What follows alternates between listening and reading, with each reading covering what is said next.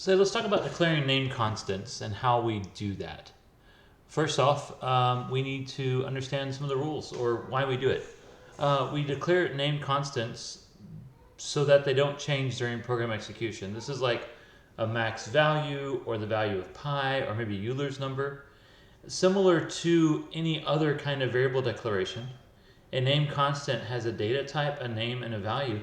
The difference is it's preceded by the word final. So here's an example. I did something weird earlier, but we're going to take this off and let's just take this class variable off.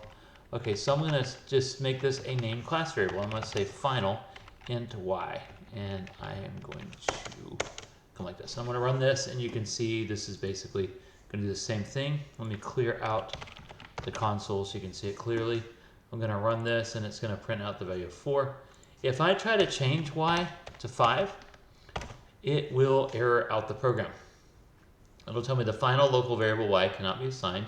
It must be blank and not using a compound statement. And so we can see that a final keyword ensures that throughout the program, the variable is assigned a value only once. Conventionally, and I did not follow conventions here, this is legal but unconventional, this should follow all capital case. So when we have all caps, that of course causes a problem for things like, let's say we wanted max value to be 4. Well, in Java, we want to separate these words. And you could do it like lowercase, but that looks really weird. So what we do in Java is we underscore here. And this is a naming convention for constants, max underscore value. When we name our constants, it makes programs easier to read and understand. It also abstracts the value to one place, so you can change a value at one location within a program. That reduces typographical errors. And they stand out separate from other variables. So we know this is a final, not static, but final, a constant variable because it says max value. If we have another variable, let's say int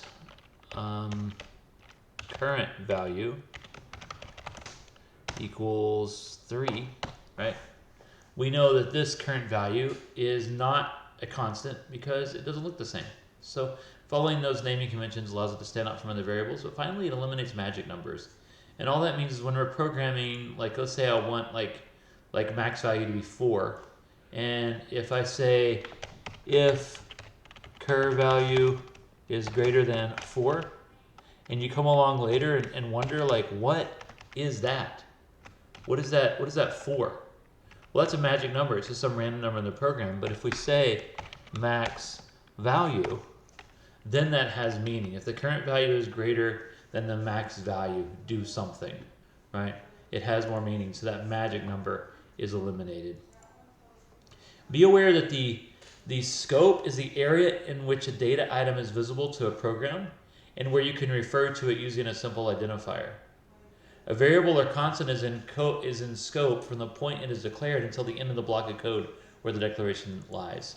So if I pull this current value, this int current value into here, if I put this current value into this block, right?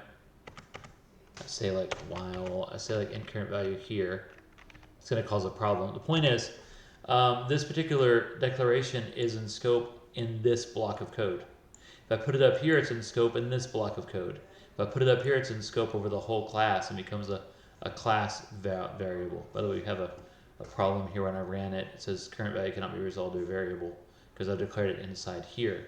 And you can see how that block of code holds the scope of that variable. We're going to stop.